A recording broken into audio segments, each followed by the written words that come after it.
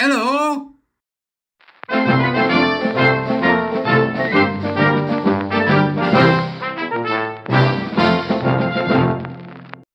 Beep, beep, beep, beep, beep, beep, beep. Morning all. How you doing, folks? Hello. I must be going. I cannot stay. I came to say I'm going. I've been watching the Marx Brothers. Um, genius. Young people need to be introduced to the Marx Brothers, I've decided this morning. There we go. So what are we about today? Let's talk about the Bubaka. The Bubaka is a British institution that's been around for a very long time. Known to most people as the BBC, I just like to call it the Bubaka. So the Bubaka have been screwing up for decades. They've they've got the Bubaka knob has been shoved firmly up the trans backside for as long as I can remember. Unfortunately, it appears that the edifice they have built is beginning to crumble.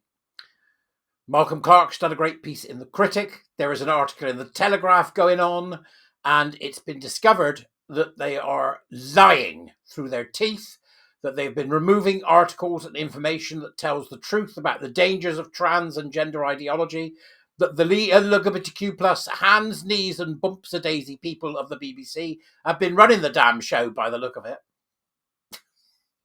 I'm. How much influence have they got? We'll have to wait and see. But I imagine somewhere around the corner there's a program being made by a bunch of Gusset Fumblers and wispy bearded women, and David Attenborough's there, and it's called David Attenborough's Big Fat Trans Journey. And David's going, I don't know what this is. Like some doddery old fool. The BBC. And people are like, oh gosh, how has this happened? How has this happened? You've only got to watch their output. They've got an entire department dedicated to drag queens. The whole place is surrounded by mirrors with lots of light bulbs in and people putting makeup on. And every now and again, somebody pops their head in and says, look, this thing about W pass, do you think that's important? No, it's anti-trans. You can't put that on. Right, okay, thanks. And then the next person popped in and said, hang on a minute, this Isla Bryson thing, is that? No, you can't cover that. No, it's anti-trans.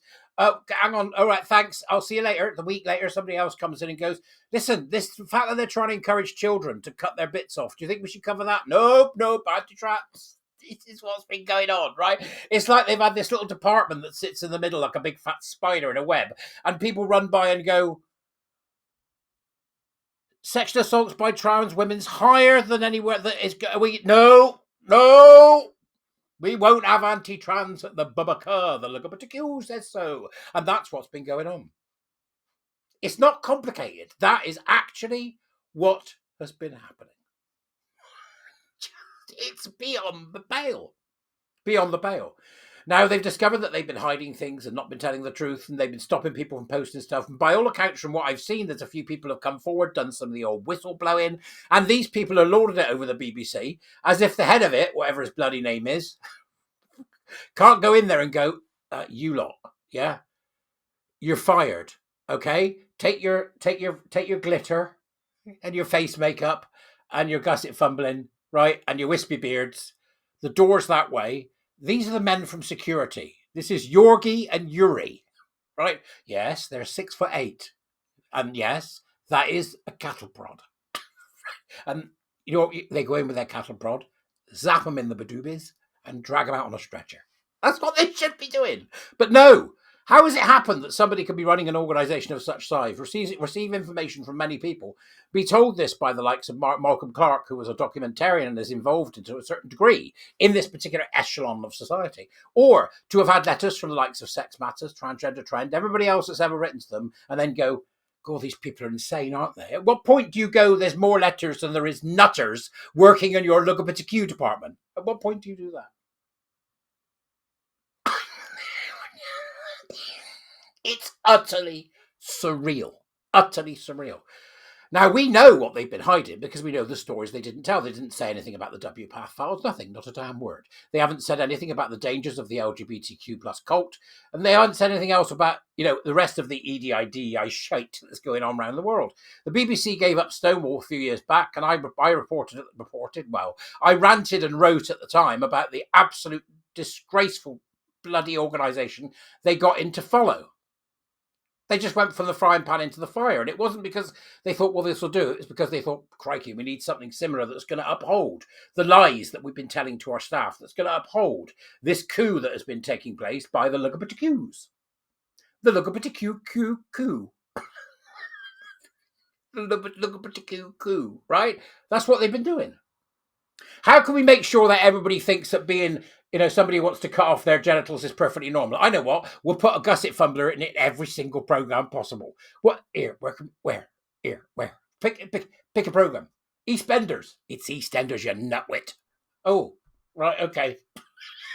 Where else do you want to put? Coronation Street. It's Coronation Street. Stop it. Dr. Pooh. Oh, you're fired. There isn't anything they haven't screwed up. Nothing.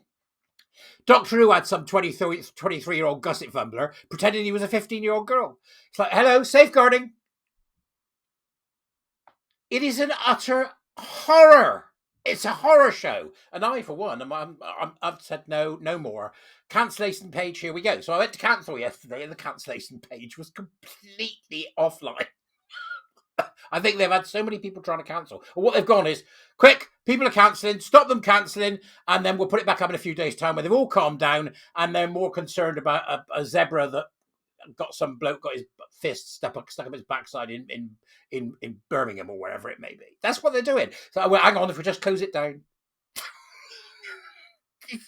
These are people under siege. It's glorious. It's glorious. The BBC has absolutely destroyed its reputation. And it was warned that is what it was doing. It was warned. It was warned by Malcolm Clark. It was warned by many others that is what it was doing. It ruined its reputation. This is the BBC that gave us I, Claudius. This is the BBC that gave us Life on Earth. And this is the BBC that still continues to give us extraordinary programmes about the world in which we live, but with a side order of gusset fumbling and wispy-bearded women. Or as I call them, WBWs. Right? Surely you must be as sick of this as I am.